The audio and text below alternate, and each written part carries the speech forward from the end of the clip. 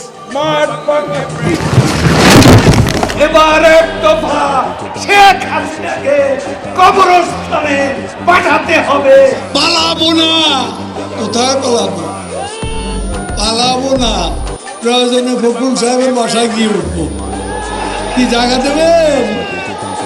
না হলে ঠাকুর গায়ের বাড়ি আছে, ওই বাড়িতে গিয়ে উঠবো। ঠিক আছে? একটুকু একটা শব্দ বলবো জমা দেবো কেন 10টা মিনিটও সহ্য হয় না, 15টা মিনিট সহ্য হয় না। এখন অপেক্ষা কার জন্য? হ্যাঁ এখন অপেক্ষা কার জন্য? আপনার মাসুদ, তুমি এখানে এসে আবার কি পুরানো খেলা শুরু করছো?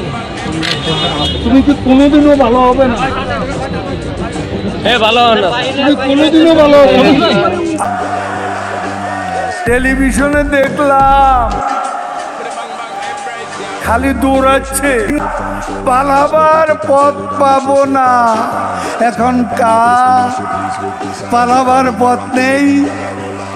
আর 27 নয়, আর 10 দফা নয়, এবার এক দফা শেখ হাসিনাকে কবরস্থানে পাঠাতে হবে।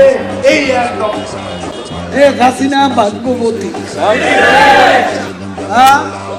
আল্লাহর ইমানদার বান্দা, এবং সেজন্যই বাংলাদেশ ওই 10 নম্বর মহাবিদ আওয়ামী লীগ কচু পাতার উপর পরে শিশির বিন্দু টোকা লাগলেই পড়ে যাবে। একথা যদি মনে করেন ভুল। বিলবোর্ডে চেহারা সামনে দিকে শেখ হাসিনা ডিজিটাল করে সবারই নায়ক বানায়। মাসুদ, তুমি এখানে এসে আবার কি পুরানো খেলা শুরু করছো? তুমি কি কোনোদিনও ভালো হবে না? ভালো না, তুমি কোনোদিনও ভালো হবে না।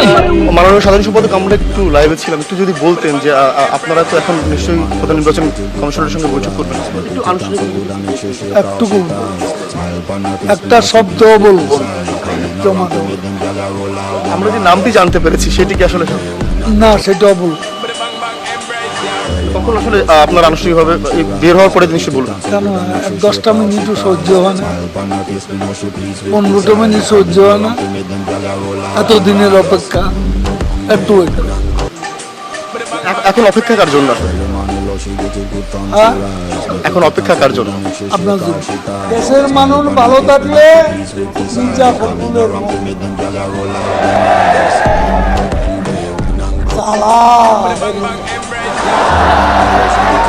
অন্তরে জ্বালা, পদ্মা সেতু হয়েই গেল, কর্ণফুলী টানেল হয়েই গেল, ঢাকায় তরুণ প্রজন্মে মেট্রো রেল হয়েই, কত ফ্লাইওভার, কত ওভারপাস, কত আন্ডারপাস সারা বাংলা ঘুরে দেখুন। ফখরুল সাহেব জ্বালা, বড় জ্বালা।